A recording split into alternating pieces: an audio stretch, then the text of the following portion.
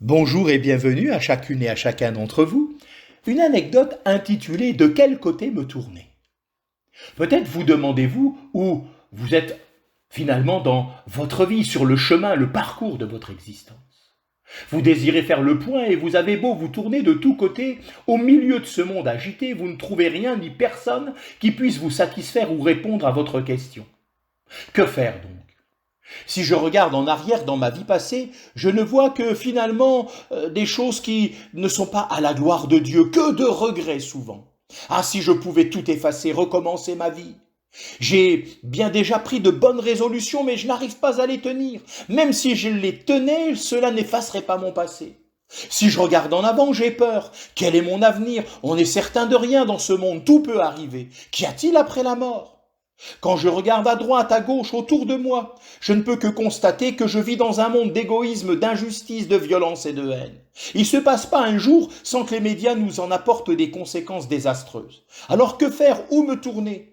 N'y a-t-il rien qui puisse solutionner mes problèmes? Personne qui ne puisse répondre aux besoins profonds de mon cœur? Je suis donc perdu, n'y a-t-il personne qui vienne à mon secours? Levez les yeux en haut comme David l'a fait. En psaume 121, voilà ce qu'il déclare. Je lève mes yeux vers les montagnes. D'où me viendra le secours? Le secours me vient de l'Éternel qui a fait les cieux et la terre.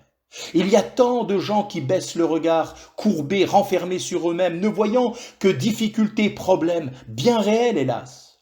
David aussi avait des difficultés. Il devait fuir la haine du roi Saül, se cacher dans les cavernes. Mais il avait compris qu'il y avait une autre attitude, un regard vers le haut. Pas sur soi-même, ni sur les autres, mais en haut vers les montagnes. Voyez comme elles offrent un panorama grandiose, majestueux. Levez les yeux en haut, regardez, qui a créé ces choses, dit le prophète Ésaïe, qui fait marcher en ordre leurs armées. Il les appelle toutes par leur nom, par son grand pouvoir et sa force puissante. Il n'en est pas une, qui fasse défaut. Ésaïe 40, verset 26. Je lève mes yeux vers les montagnes, d'où me viendra le secours? Oh, non pas des montagnes, tout aussi grandioses et majestueuses qu'elles soient, mais de celui qui les a créées et qui crée toutes choses. Le secours me vient de l'Éternel qui a fait les cieux et la terre, le Tout-Puissant qui par son pouvoir et son infinie sagesse a fait sortir du néant une création si merveilleuse, qui est le Dieu qui vous aime et qui veut vous sauver. Ce grand Dieu créateur, le Dieu sauveur, infini dans son amour, il vous a tant aimé qu'il a donné son Fils unique.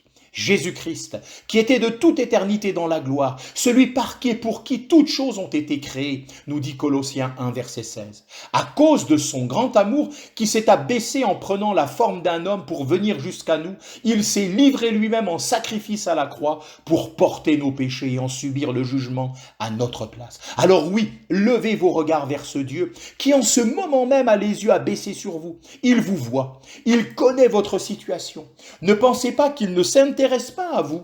Bien au contraire, il veut vous délivrer, vous sauver, et il vous présente le seul moyen de ce salut glorieux en la personne de Jésus qui dit « Il est le chemin, la vérité et la vie. Personne ne vient au Père si ce n'est que par lui. » Jean 14, verset 6. Que Dieu vous bénisse richement.